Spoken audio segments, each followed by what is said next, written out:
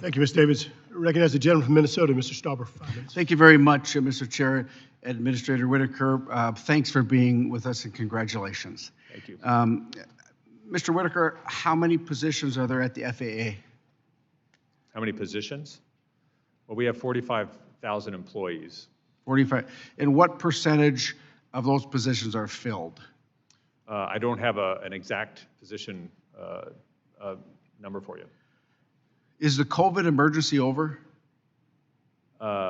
I believe so, yes. May 11th, President Biden declared the emergency over. I understand you use a hybrid telework model. Is that correct? It depends on the function.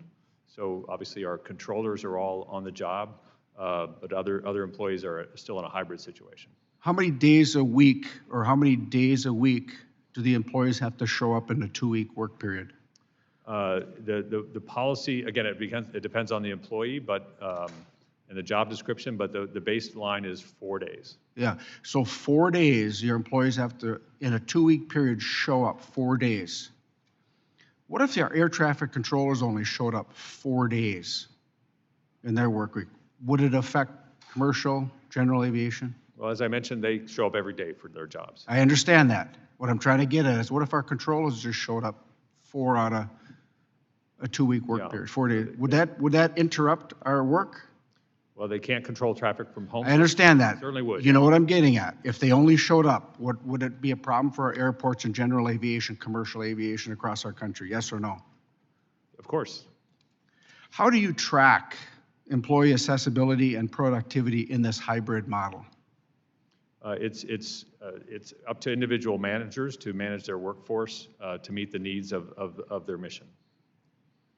I can just tell you from what I'm hearing from stakeholders is that accessibility to FAA staff is limited. And it seems evident that productivity is waning as several high-profile rulemakings are still ongoing. And you know this, the rule for a regular beyond visual line of sight operation of unmanned aircraft systems. That final report was concluded in March of 2022. And now it's not expected until August of 2024. You know, and I know workplace flexibility is an important recruiting tool in our new world. However, as an agency with a safety mission first, do you find that a 2-day in-person work week rather low?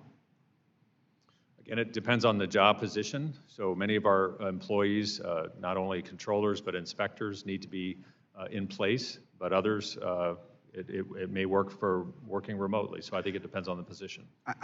Mr. Administrator Whitaker, I believe that the FAA should hold itself to a higher standard. And the FAA's telework schedule requires, again, they are only in person 2 days, or correction, 4 days out of a 2-week work period. And I'd just like to point out again, our controllers are working a lot of hours, a lot of pressure on them to keep our flying public safe. And speaking of controllers, the National Airspace System Safety Review Team concluded that under the FAA's most recent controller workplace plan submitted to Congress, when retirements and other attrition is accounted for, the hiring plan produces a negligible improvement over today's understaffed levels, resulting in a net increase of fewer than 200 aircraft controllers by 2032. This is extremely concerning for safety and efficiency of the aviation system. Can you reassure the committee that the FAA will prioritize this issue, conduct maximum hiring of new controllers, and continue to request adequate resources from Congress to address the problem? I can, yes, sir. And I understand that the FAA has committed to maximum controlling hiring for only fiscal year 24, 25, and 26. Will the FAA commit to a longer-term maximum hiring posture, since it will take a lot longer than just 3 years for max hiring to return to healthy controller staffing levels? We certainly commit to max hiring until we get healthy.